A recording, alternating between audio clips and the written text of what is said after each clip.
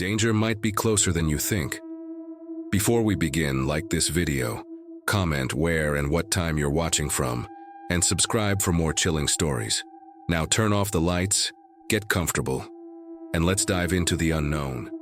I'm not really the type of person who believes in paranormal stuff. I've always been the guy in the group who rolls his eyes at ghost stories and urban legends. But after what happened on a camping trip in the Great Smoky Mountains last summer, I don't know what to think anymore. There were 4 of us, me, my best friend Alex, his girlfriend Rachel, and her brother Matt. We had been planning this trip for weeks, just a quick weekend getaway to disconnect from everything. We weren't hardcore, survivalists or anything, just your average group of friends who liked hiking, beer, and setting up a tent far enough away from civilization to pretend we were tough. Looking back, I wish we had picked literally anywhere else. The first red flag should have been the abandoned campsite we found on the second afternoon of our trip. It was weirdly intact. There was a tent still standing, a fire pit with half-burnt logs, even a metal cup sitting on a tree stump like someone had just been drinking from. But no one was there. No bags, no food, no sleeping bags inside the tent. Just scattered items. A single hiking boot, a torn-up map, a flashlight with dead batteries. It looked like someone had left in a hurry, but there were no signs of struggle, no tracks leading away from the site. We joked that maybe a bear had scared them off, but deep down, none of us really believed that. Something felt off. It was that kind of silence where even the birds seemed to be holding their breath.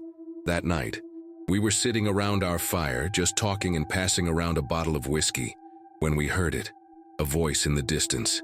It was faint at first, almost blending in with the wind, but after a few seconds, we could all make it out clearly. Help! Help me! It sounded far away, somewhere deep in the trees behind us. We all froze. Alex grabbed his flashlight and pointed it in the direction of the sound. Nothing. Just trees, stretching endlessly into the dark.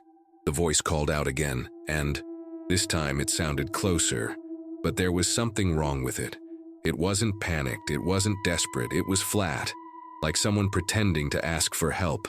Then Matt whispered something that sent chills through my whole body. That voice, it sounds like Rachel. Rachel immediately shook her head. That's not me, she said, her voice barely above a whisper.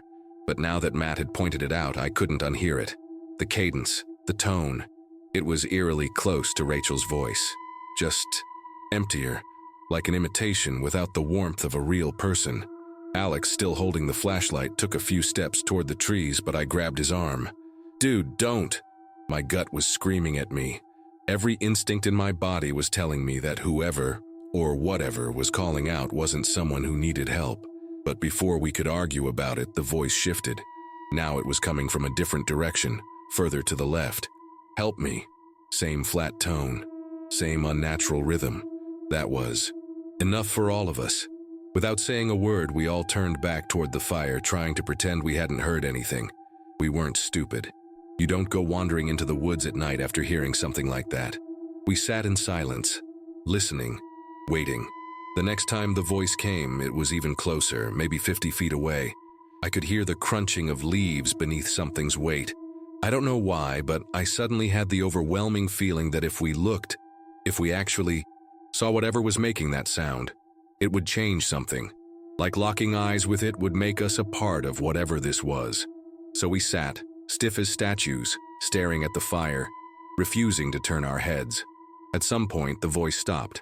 No footsteps, no rustling, just silence. It was worse than the sound itself. I don't know how long we stayed awake after that, but eventually, exhaustion won. And one by one, we crawled into our tents. I don't think any of us really slept that night. Though, every little sound, every creak of a branch or whisper of the wind, felt like it could be something else. When morning finally came, I was the first one out of my tent, desperate to see the sun again. But as I stepped outside, my stomach dropped. Right at the edge of our camp, half buried in the dirt, was that same hiking boot we had seen at the abandoned site. But now it wasn't just a boot. There was a human foot still inside it. I think I made some kind of noise. A strangled, half-formed sound, because within seconds the others were out of their tents. Rachel was the first to see it, and she clapped a hand over her mouth like she was about to be sick. Matt took a step closer, but Alex grabbed his arm, shaking his head. None of us wanted to get any nearer. The boot looked old, weathered, like it had been sitting out in the elements for weeks. But the foot inside? It wasn't decomposed. It was fresh, pale, with visible veins, the toenails slightly dirtied but intact. It was like someone had just left it there for us to find. Nobody spoke. We all knew we had to go. It didn't matter that we had planned to stay another night. This wasn't normal. We packed up faster than I thought possible, stuffing tents and gear into our backpacks with shaky hands, glancing over our shoulders every few seconds. I kept expecting to hear that voice again, closer this time, right behind me. But the woods were dead silent, like they were holding their breath. When we finally got back to the trail, the tension didn't ease. The whole hike back to the car, I felt like we were being watched. Not the usual, we're in the wild paranoia, but something deliberate, something that knew we were leaving and was letting us go. We reported it as soon as we got back to town. The park rangers took us seriously, at first, but when they went out to check, they told us they didn't find anything. No boot, no foot, not even the abandoned campsite we had stumbled across. They said we must have gotten lost, wandered off the main trail and mistaken another area for a campsite. They even suggested we had imagined the foot, maybe a trick of the light after a long night. But I know what I saw. We all do. It was real. Something was out there, and whatever it was, it wanted us to know it was watching. We haven't gone camping since. Not in the Smokies, not anywhere. I don't know what would have happened if we had answered that voice, or worse, followed it. But sometimes when I'm alone at night, I think about that sound, that flat, hollow voice calling out from the trees, and I wonder how many others have heard it too. Story 2. I was never really a camping guy. My dad, on the other hand, lived for it. He grew up in Washington and spent most of his childhood exploring the forests, fishing in hidden lakes, and telling me stories about all the weird things he had seen out there. I never took them seriously. To me, they were just the kind of stories dads tell their kids to make the outdoors seem more exciting. But last fall, he convinced me to go on a weekend trip with him. One last time, he said, since he was getting older and didn't know how many more of these he'd have in him. The place he picked was deep in the woods, a spot he used to camp at when he was my age.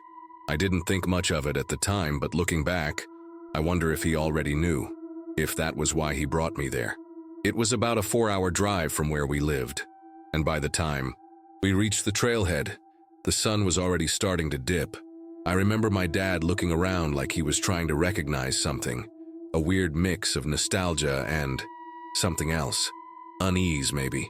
The hike in was rougher than I expected, especially since there wasn't really a trail anymore, just overgrown brush and trees closing in on all sides. It's been a long time, my dad muttered, mostly to himself. When we finally reached the campsite, I could tell it hadn't been touched in years.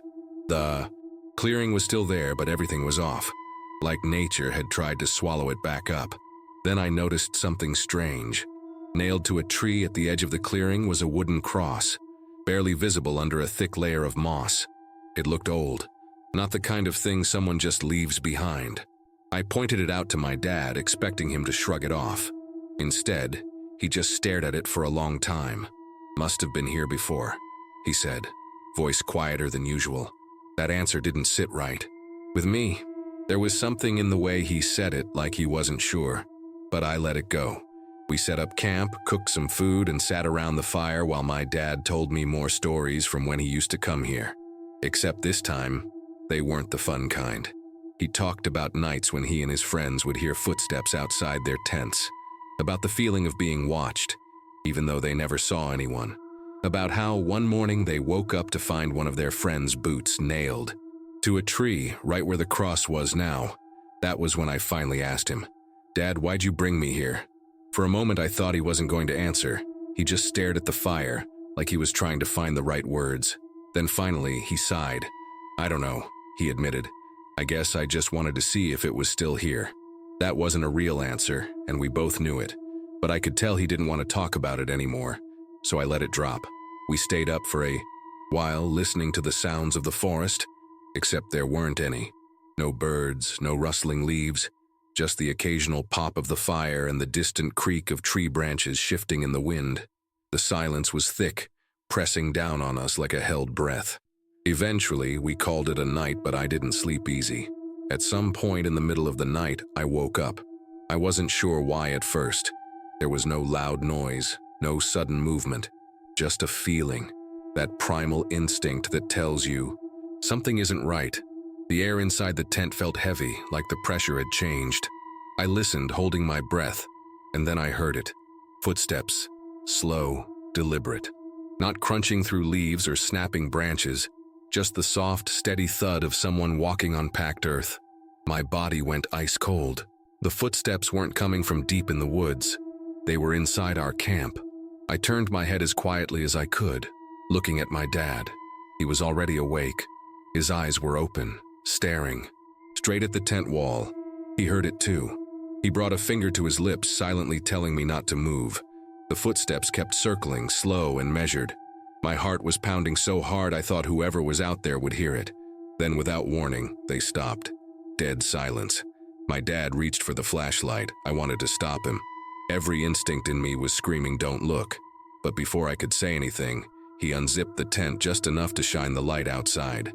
Standing just a few feet away was a man, or at least something that looked like one. He was too thin, his skin stretched tight over sharp cheekbones, his eyes hollow, sunken deep into his face.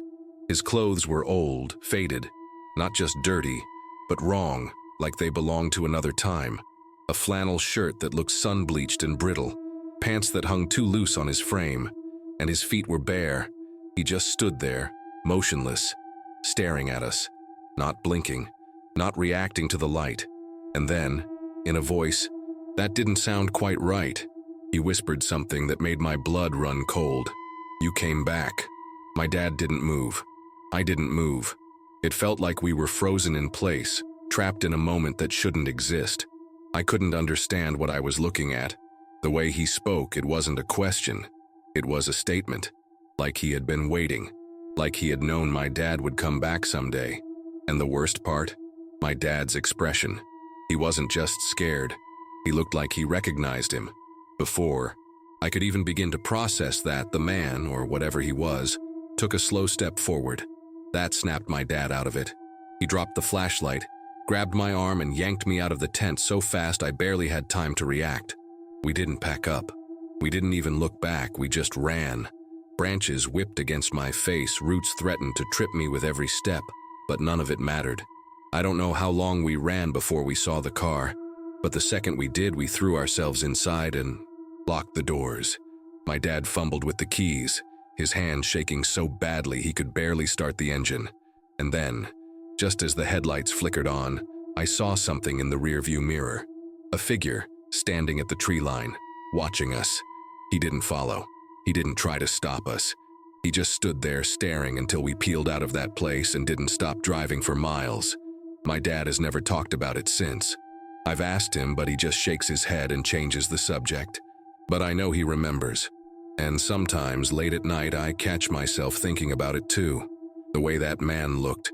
The way my dad looked at him. And most of all, that one sentence.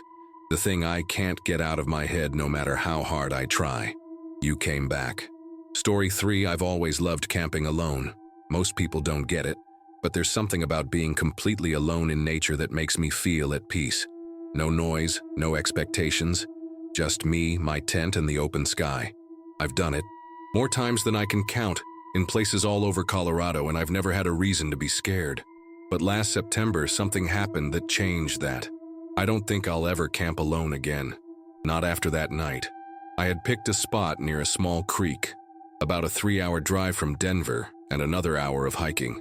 It wasn't an official campground, just a place I had marked on my map from a previous trip. The kind of place no one else really knew about. When I got there, it was exactly how I remembered.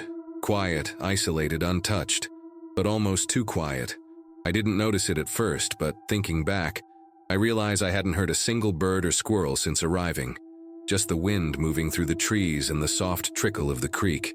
It felt off, but not enough to make me leave.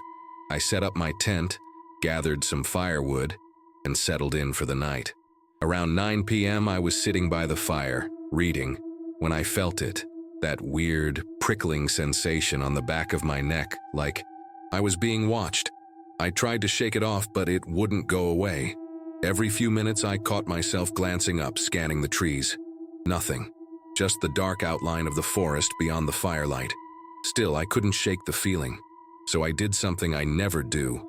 I took my flashlight and shined it into the woods. Just for a second. Just to put my mind at ease.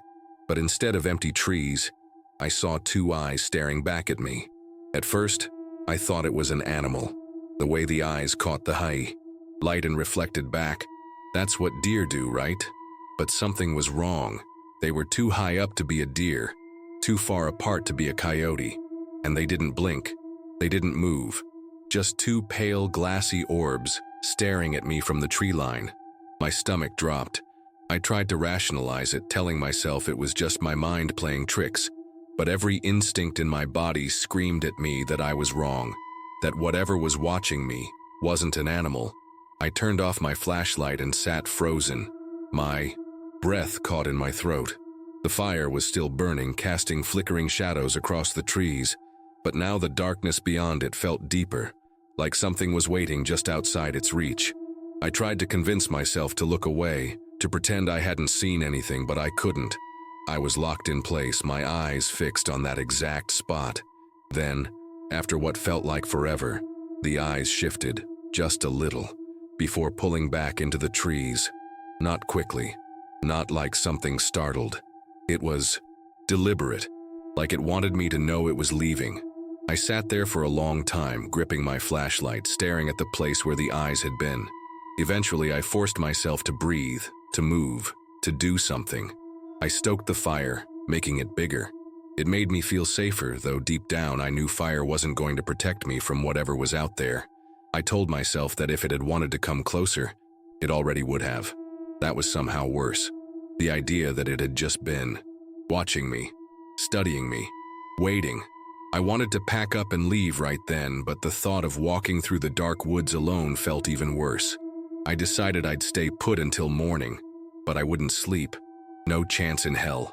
I just sat there, trying to distract myself, telling myself over and over that I'd imagined the whole thing, that nothing was out there, that I was just being paranoid. And then, I heard the footsteps. They were slow, crunching through the leaves at the edge of the woods. Not from the same spot where I had seen the eyes, but closer. My throat tightened. I felt that horrible primal fear, the kind that tells you you're in danger before your brain can even process it. I grabbed my flashlight again and aimed it toward the sound. Nothing. Just trees. But the moment I turned it off, the footsteps started again. Closer. I tried to stay calm. "Hello?" My voice cracked. No answer. Just the sound of something moving through the woods, circling me. The fire suddenly felt too small, like it wasn't enough to keep me safe anymore. My brain was screaming at me to run, but where? Into the dark, where I couldn't see. I'd be blind. It wouldn't. And that thought hit me so hard it made my stomach turn. Whatever was out there could see me perfectly. I did the only thing I could think of. I grabbed the firewood and threw everything into the flames, sending a huge burst of light and embers into the air. For a second, the entire clearing lit up bright as day. And that's when I saw it. It was standing at the edge of the trees just beyond the reach of the firelight. Tall, too tall. The proportions were wrong. Its arms too long, its head tilted at an unnatural angle. It didn't move. It didn't flinch at the sudden brightness. It just stood there, staring. And even though I couldn't see its face clearly, I knew. It was looking directly at me. I don't remember grabbing my bag. I don't remember tearing down my tent. All I remember is running, crashing through the trees in the direction of my car, branches whipping at my face, lungs burning. I didn't stop. I didn't look back. I couldn't. I knew if I did, if I saw it again, something inside me would break. I don't even know how I made it back without getting lost, but somehow I did. I threw myself into my car, locked the doors, and peeled out of there so fast I almost ran off the road.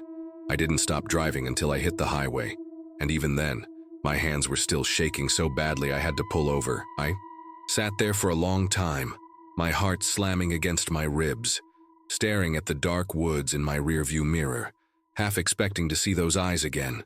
But I never did. I don't know what I saw that night. I don't want to know. All I know is that I'll never go camping alone again. Story 4. I've always been into hiking and camping, but I wouldn't call myself an expert. I just like the feeling of being out in the wilderness, away from everything. Last summer, a few friends and I planned a trip to Tillamook Forest in Oregon. Just a short, easy weekend hike with an overnight camp. Nothing extreme, nothing risky. We'd all been hiking together before, and we knew the area well enough. Or at least we thought we did. But that trip was the last time any of us went camping. After what happened out there, I don't think I'll ever be comfortable in the woods again.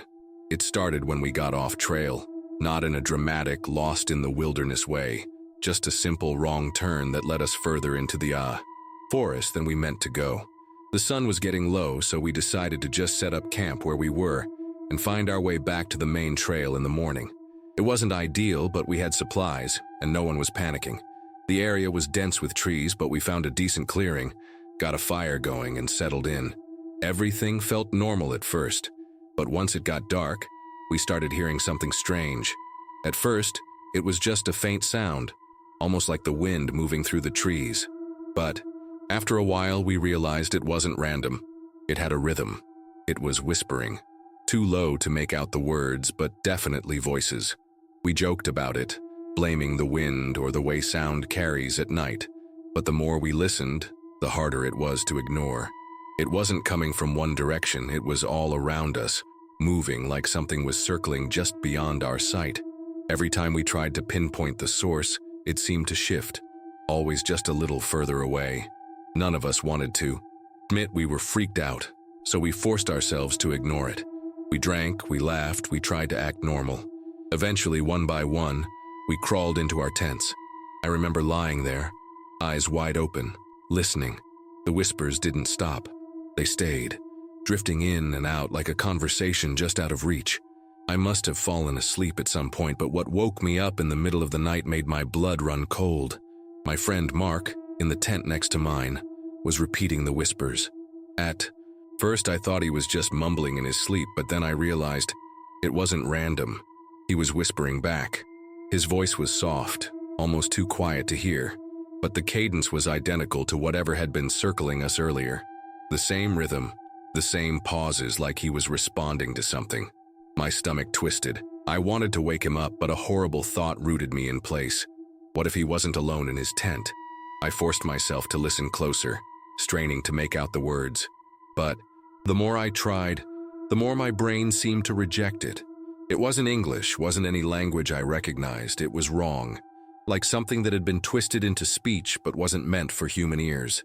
My hands were clenched so tight around my sleeping bag that my knuckles ached. Then, just as I worked up the courage to unzip my tent and check on him, the whispering outside stopped. Silence. Complete silence. No wind, no leaves rustling, nothing. I could still hear Mark whispering, his voice. Too low, too fast now, like he was struggling to keep up with something I couldn't hear. My chest felt tight, every instinct screaming at me to wake the others, to get out, but I couldn't move. I felt like if I acknowledged it, if I actually let myself believe what was happening, something worse would happen. Then, suddenly, Mark gasped, a sharp, choked sound, and the whispering stopped all at once. I held my breath. A full minute passed, then 2. No movement, no sound. I finally found the nerve to whisper, "Mark." Nothing. My hand shook as I reached for my flashlight, fingers numb with fear. Just as I was about to unzip my tent, he spoke. They're listening. His voice didn't sound right. It was flat, distant, like he wasn't fully awake, like someone else was speaking through him. I sat there, gripping my flashlight so tightly my fingers started to cramp. I wanted to ask him what the hell he meant, but I couldn't bring myself to say anything. I didn't want to hear the answer. I could feel something pressing down on the air inside my tent, an unbearable heaviness like the whole forest was holding its breath. Then, from somewhere beyond the campsite, I heard a single, sharp whisper. It wasn't Mark, and it wasn't one of us. That was it. I snapped. I unzipped my tent in one frantic motion, shining my flashlight toward his. The moment the beam hit the fabric, I saw movement. His shadow jerked upright, like he had just been sitting completely still. A second later, his tent unzipped from the inside, slow and deliberate. Mark stepped out, but something about him was wrong. His posture was stiff, his head slightly tilted. His eyes, when they met mine, were unfocused, almost dazed. "What the hell, man?" I whispered, trying to keep my voice steady. He blinked at me like he was seeing me for the first time. Then he muttered, "I need to leave." His voice was hoarse, like he'd been talking for hours. I was about to ask him what the hell he was talking about when I saw something in the trees behind him. Tall, thin shapes, barely visible in the darkness. They weren't moving, but I knew they were watching us. I couldn't breathe. My brain refused to process what I was seeing. There were figures in the trees, tall, too tall. Their limbs stretched longer than they should be. They weren't solid, but not exactly shadows either. More like gaps in the darkness, places where the forest should have been, but wasn't. I felt something deep, primal, like I was staring at something I wasn't meant to see. Mark was still standing there, frozen, his body stiff like a puppet with its strings pulled tight. He wasn't looking at the figures. He was looking at me. And then, in that same hoarse whisper, he said, "They know you heard them." That was it.